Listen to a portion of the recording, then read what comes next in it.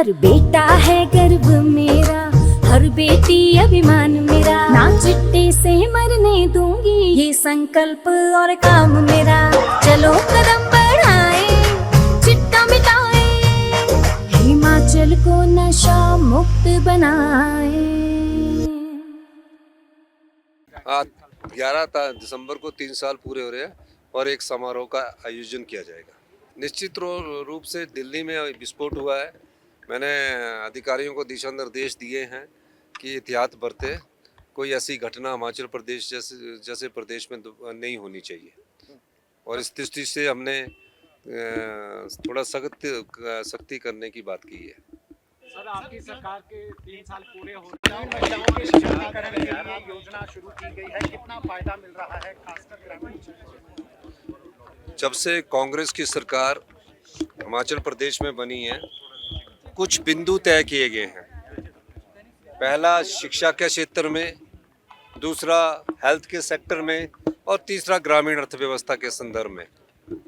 और उन बिंदुओं को तय करने के बाद उस पर ध्यान दिया जा रहा है और निश्चित रूप से ग्रामीण अर्थव्यवस्था कैसे मजबूत हो, उस बिंदु के तहत आज हमने हिमाचल हाट का यहाँ आज शिलान्यास किया है। और जब से मैं हमेशा विभाग की बैठक लेता रहता हूँ, माननीय मंत्री जी, ग्रामीण विकास मंत्री अनुरुद्ध सिंह जी से मेरी चर्चा होती रहती है। मुझे बड़ी खुशी है कि हमारे हिमीरा प्रोडक्ट को ONDC एक प्लेटफार्म है, उस प्लेटफार्म के माध्यम से ऑनलाइन जो हमने बिक्री की है वो 25 लाख रुपए के करीब की है।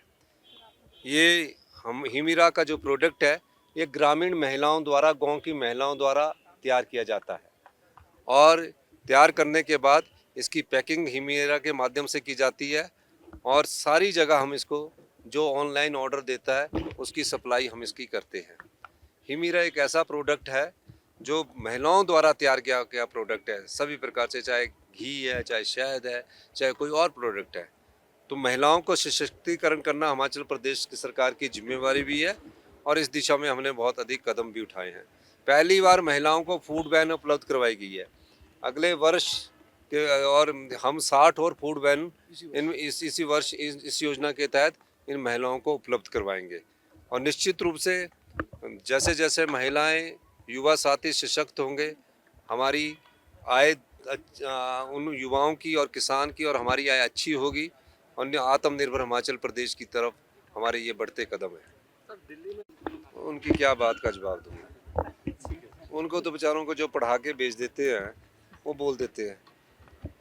वो मॉडल नहीं है बोलना। नेता प्रतिपक्ष जी को मैं बताना चाहता हूँ, ये वो मॉडल नहीं है जिसमें शराब के ठेकों को रिन्यू किया जाता था और 1100 करोड़ का अगर ठेका होता था तो उसको 10% पर रिन्यू करके उसको आगे दिया जाता था। और उन्होंने 4 साल ये ठेके रिन्यू किए 10%, 10%, 10% के हिसाब से।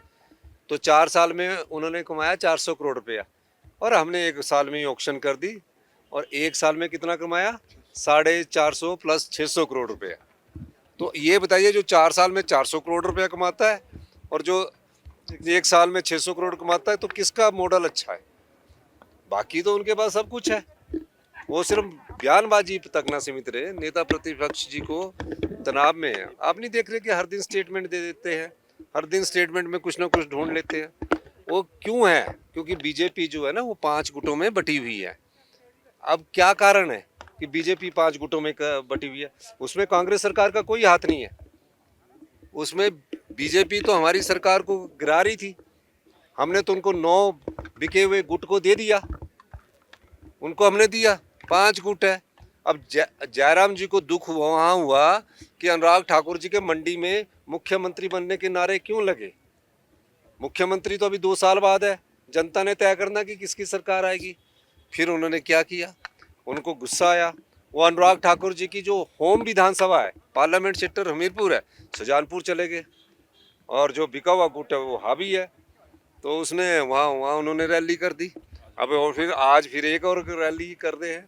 तो निश्चित रूप से तनाव में जो व्यक्ति होता है वो बयानबाजी करता है, उनको पूरा पता है वो मुख्यमंत्री रहे कि कहाँ नुकसान हुआ और कहाँ फ़ायदा हुआ, वो खुद जानते हैं। और वो पर लेकिन राजनीतिक दबाव इतना ज़्यादा है कि वो अभी उसमें थोड़ा सा उनको अभी स्थिर होने में टाइम लगेगा, क्योंकि गुटों को इकट्ठा करना उनका दायित्व नहीं है। उनके गुट के जो विधायक है वो भी भाग रहे हैं। तो निश्चित रूप से 5 गुटों में बीजेपी में बहुत तनाव है। कभी किसी का भला नहीं किया, बयानबाजी ही दे रहे हैं भारतीय जनता पार्टी के लोग। नहीं, भारतीय जनता पार्टी अब 5 गुटों में है। जो गुट थोड़ा सा उभरेगा उसको चुनौती मानूंगा। अभी तो कोई चुनौती मानने का समय ही नहीं है। दोनों में नहीं, 5 है। 5 में अभी आगे तो आने दो। मैं आपको बता दूं कौन कौन से, कि नहीं बताऊं मैं 5 गुट कौन से, ताकि आप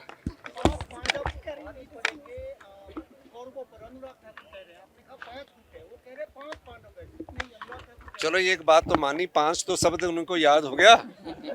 5 शब्द याद होना चाहिए ना उनको। तो ये आपको देखिए, अनुराग गुट, नड्डा गुट है ना, गुट जयराम गुट, और आपका बिका हुआ गुट, ठीक है ना, दुहाड़ा गुट। मैं थोड़ी कह रहा हूँ इनसे यार, मैं तो मिलता भी नहीं इनसे।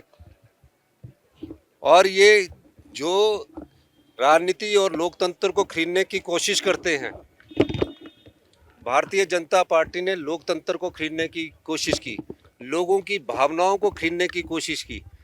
मैं धन्यवादी हूँ हिमाचल की जनता का, प्रदेश के देवी देवताओं का, कि जिनके आशीर्वाद से हमारी सरकार रिपीट की। हम फिर 40 पर पहुंचे। लोकसभा में हम नहीं जीत पाए, लेकिन हमारे को हिमाचल की जनता ने 40 रिपीट की है। निश्चित रूप से हम प्रदेश की जनता की भलाई के काम कर रहे हैं। हम एजुकेशन सेक्टर में सुधार कर रहे हैं, हम हेल्थ सेक्टर में सुधार कर रहे हैं, हम टूरिज्म सेक्टर में सुधार कर रहे हैं। हम प्रदेश की जो संपदा बेचने की कोशिश की गई उसको वापस ला रहे हैं। जो प्रदेश की संपदा बेची गई है उसकी जानकारी भी जनता की अदालत में दे रहे हैं। बहुत बहुत धन्यवाद।